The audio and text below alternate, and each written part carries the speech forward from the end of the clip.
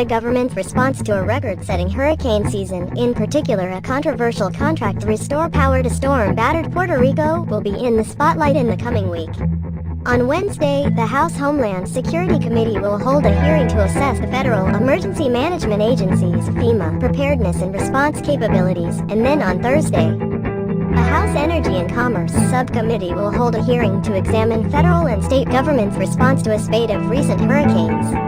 Both hearings are certain to be dominated by questions over the Trump administration's handling of Hurricane Maria, which devastated Puerto Rico. As of Friday, more than 73% of the country was without power and 22% without clean drinking water. Lingering problems that have raised questions about the government's preparedness and recovery efforts. A contract for a small Montana electric company, based in Interior Secretary Ryan Zinke's hometown, to help repair the island's electric grid has received intense media and congressional scrutiny. Democrats quickly raised ethical and legal questions about the agreement. The House Energy and Commerce and Natural Resources Committees have both launched probes into the $300 million contract Puerto Rico signed with Whitefish Energy. And the Department of Homeland Security's Inspector General has begun an audit of the matter as well. The Interior Department and Whitefish Energy have denied that Zinke played any role in the company from his hometown getting the Puerto Rico deal. "I had absolutely nothing to do with Whitefish Energy receiving a contract in Puerto Rico. Any attempts by the dishonest media or political operatives to tie me to awarding or influencing any contract involving Whitefish are completely baseless," Zinke said in a statement Friday. Only in elitist Washington, D.C., would being from a small town be considered a crime. The White House distanced itself from the contract as well, saying Friday that it had no involvement in the decision.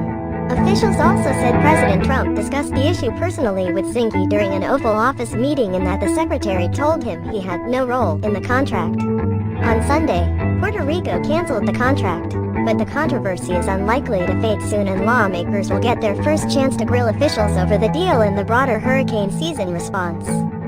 FEMA Administrator Brock Long will be testifying at the Wednesday Homeland Security hearing, in his first appearance before the House since taking the post. The agency on Friday said it also had significant concerns with the deal. While the Puerto Rico Electric Power Authority, PREPA, signed the contract, FEMA is responsible for paying for it. Based on initial review and information from PREPA, FEMA has significant concerns with how PREPA procured this contract and has not confirmed whether the contract prices are reasonable, FEMA said in its statement. The Energy and Commerce Subcommittee hasn't released a witness list for its Thursday hearing yet, but it said Department of Energy and U.S.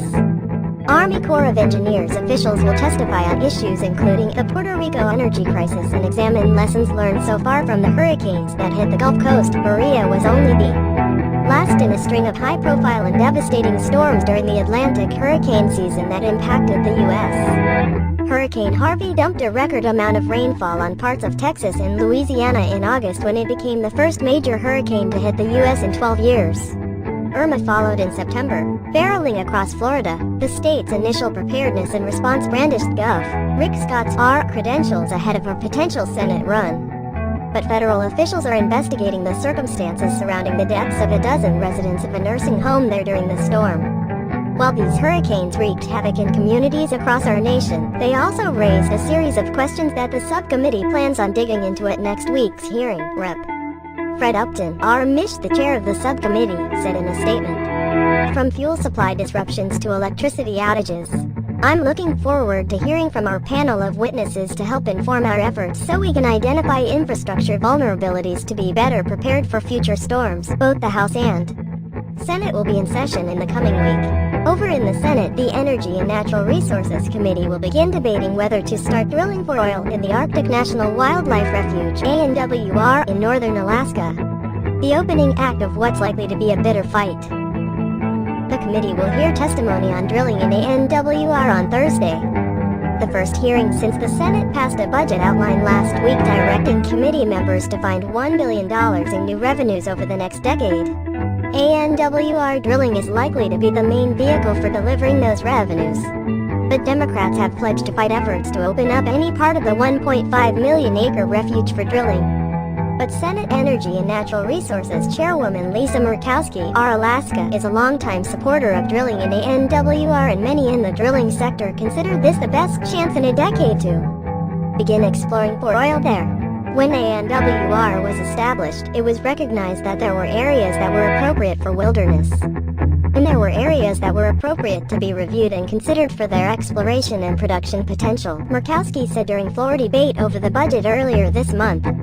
Opening the non-wilderness area to development is an option to meet the instructions to the Energy Committee. But it is not the only option. But I will tell you, it is the best option. And it is on the table. The White House could also release the results of the Interior Department's review of national monuments as soon as next week. Sen. Orrin Hatch's our Utah office said Trump told the senator he will shrink the state's large, controversial Bears Ears National Monument. The White House said the results of the review, including decisions on 26 other monuments, could come soon.